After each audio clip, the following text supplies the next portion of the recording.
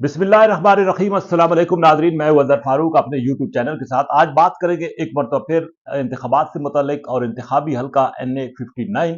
और उसके नीचे जो दो हल्के हैं PP-22 और PP-23। इन इंतखाबी हल्कों में मुकाबले इंतहाई दिलचस्प हैं और इस वक्त तक की जो सूरत हाल है उसके मुताबिक इलेक्शन कमीशन की हतमी लिस्ट भी आ चुकी है, उम्मीदवार भी फाइनल हो चुके हैं। पाकिस्तान मुस्लिम लीग नून की जानिब से सिद्दार गुलाम अब्बास कौमी असम्बली के उम्मीदवार हैं। उनके मद्दे मुकाबल पाकिस्तान तहरीक इंसाफ से मलिक रोमान अहमद और आज़ाद उम्मीदवार डॉक्टर शाहरोज और सिरदार फैज टमन भी है। इसके साथ साथ सूबाई जो हल्के हैं नीचे वो PP-22 है। PP-22 पे सिरदार गुलाम अब्बास एक मरतबा फिर वहां से पाकिस्तान मुस्लिम लीग नवाज के उम्मीदवार होंगे, जबकि पाकिस्तान तहरीक इंसाफ से हकीम निसार अहमद PP-22 के उम्मीदवार होंगे। यहां से पाकिस्तान पीपल्स पार्टी भी अपना उम्मीदवार दे रही है। और इसके साथ साथ जबकि PP जो 23 है वहां से मलक शहरयार जो कि पाकिस्तान मुस्लिम लीग नून की उम्मीदवार है, पाकिस्तान तहरीक इंसाफ से कर्नल रिटायर्ड सुल्तान सुरखरू यहां से उम्मीदवार हैं और पाकिस्तान पीपल्स पार्टी की तरफ से यहां पे राना अजमत हयात जो है वो उम्मीदवार है। इंतखाबी हल्के इंतहाई अहमियत के हामिल है ये, और यहां पर माजी में बड़ी अहम शख्सियात कामयाब होती रही हैं। चौधरी परवेज इलाही, हाफिज अमार यासिर इस हल्कों से कामयाब हुए। एयर मार्शल रिटायर्ड नूर खान कामयाब हुए, सरदार मंसूर अयाज टम्मन, सरदार फैज टम्मन, सरदार मुमताज खान टम्मन, सरदार गुलाम अब्बास इन हल्कों से कामयाब होते रहे हैं। जैसे कि पहले मैंने कहा कि अब इंतखाबी दंगल जो है वो लग चुका है, कंपेन जोर शोर से शुरू हो चुकी है, मुख्तलिफ उम्मीदवार मैदान में आ चुके हैं। लेकिन अब तक की जो सूरत हाल है उसके मुताबिक सूरत अजीब व गरीब हालात इन हल्कों में पैदा हो चुके हैं।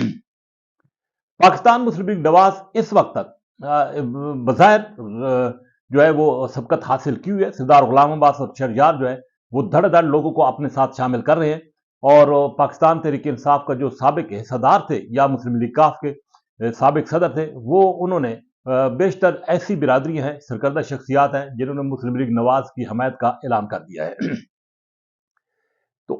वो शख्सियात हैं जिन्होंने गुज़श्ता इलेक्शन में या उससे पिछले इलेक्शन में चौधरी परवेज इलाही और हाफिज अमार यासिर का भरपूर साथ दिया था, लेकिन इस वक्त तक उन्होंने अब जो अनाउंसमेंट की है उसके मुताबिक वो सिद्दार गुलाम अब्बास और मलक शहरयार की हमायत कर रहे हैं। सिद्दार मंसूर अयाज टम्मन जो कि इसी हल्के से इलेक्शन लड़ रहे थे, उन्होंने अचानक आखिरी वक्त में अपने हथियार फेंक दिए और उन्होंने मुस्लिम लीग नवाज की हमायत का ऐलान किया है। सिद्दार मंसूर अयाज टम्मन, सिद्दार गुलाम अब्बास और मलक शहरयार के हक में दस्तबरदार हो चुके हैं। सिद्दार फैज टम्मन इस वक्त मैदान में है, जबकि मलक रोमान पाकिस्तान तहरीक इंसाफ की तरफ से मैदान में है। यहां पर पाकिस्तान तहरीक इंसाफ ने कोशिश की थी कि उम्मीदवारों को की तब्दीली लाई जाए और मजबूत उम्मीदवार मैदान में उतारे जाएं, लेकिन पाकिस्तान तहरीक इंसाफ की जो सीनियर लीडरशिप थी उन्होंने मुशावरत के बाद इन उम्मीदवारों को बरकरार रखा है। NA-59 का अगर जायजा लिया जाए तो यहां पर इस वक्त तक सिद्दार गुलाम अब्बास को इस वजह से बरतरी हासिल है कि यहां पर जो उनके मुखालिफ उम्मीदवार है जो कि कोशिश कर रहे थे कि वो एक प्लेटफॉर्म पर जमा हो, लेकिन वो इसमें इत्तेफाक नहीं हो सका है और तमाम उम्मीदवार मैदान में अब उतर चुके हैं। टम्मन गांव का एक इंतहाई अहम इलाका है और ये टम्मन जो है वो उसका बुनियादी किरदार है पाकिस्तान की सियासत में, बिलखसूस कौमी असम्बली और सूबाई असम्बली के हवाले से। लेकिन यहाँ पर चूंकि टम्मन के जो ये सरकर्दा शख्सियात है जो कि 3 बार MNA यहाँ से रह चुके हैं, उनके दरमियान इत्तेफाक नहीं हो सका था। इसी वजह से अब सरदार फैज टम्मन और सरदार शाहरोज टम्मन जो है वो इलेक्शन लड़ रहे हैं और ये वो शख्सियात है जिनका अगरचे वोट बैंक तो है लेकिन वोट बैंक यहाँ पे तकसीम हो चुका है।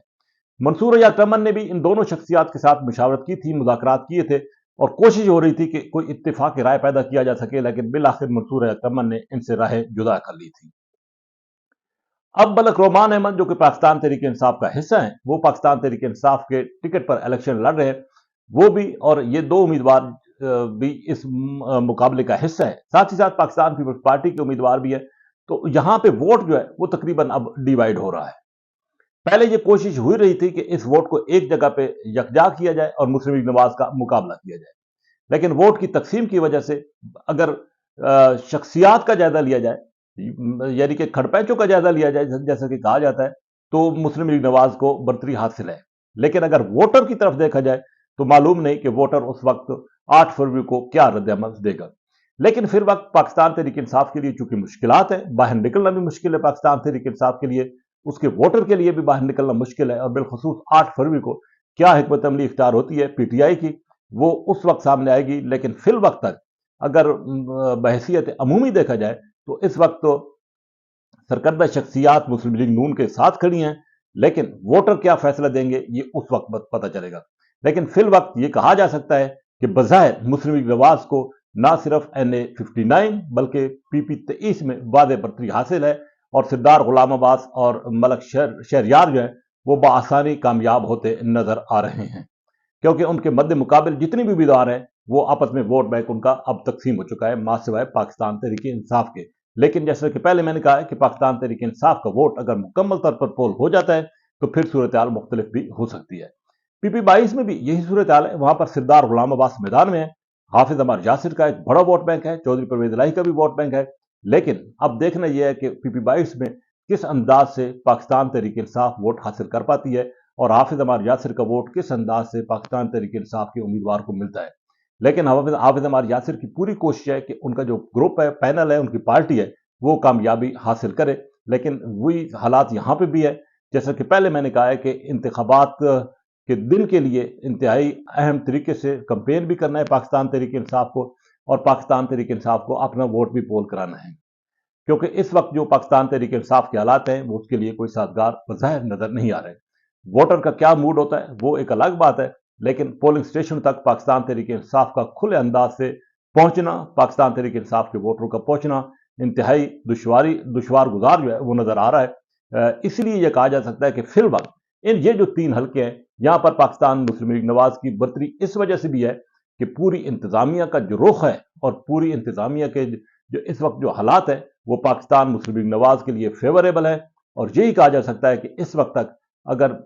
جائزہ لیا جائے سارے حالات کا تو مسلم لیگ نواز کو جو ہے وہ بڑا ایج حاصل ہو رہا ہے ان حلقوں میں۔ دیکھنا یہ ہے کہ کیا حکمت عملی اختیار کرتی ہے پاکستان تحریک انصاف، اگرچہ آزاد امیدوار شاید وہ پوزیشن حاصل نہ کر سکے، لیکن اگرچہ پاکستان تحریک انصاف کا ووٹ بینک تو ہے، لیکن دیکھنا یہ ہے کہ 8 فروری کو کس انداز سے پاکستان تحریک انصاف اپنے ووٹروں کو پولنگ سٹیشن تک پہنچاتی ہے۔ بہرحال یہ ایک بہت بڑا امتحان ہوگا، لیکن فی الوقت جو حالات و واقعات بتا رہے ہیں، اگر زمینی حقائق کا جائزہ لیا جائے تو PTI کی پوزیشن مضبوط ہے، لیکن بحیثیت مجموعی اور جس انداز سے انتظامی مشینری پاکستان مسلم لیگ نواز کا بھرپور ساتھ دے رہی ہے اس کو دیکھا جائے تو مسلم لیگ نواز کے امیدواروں کو واضح برتری حاصل ہوتی نظر آ رہی ہے۔ اسی کے ساتھ اجازت، اللہ حافظ۔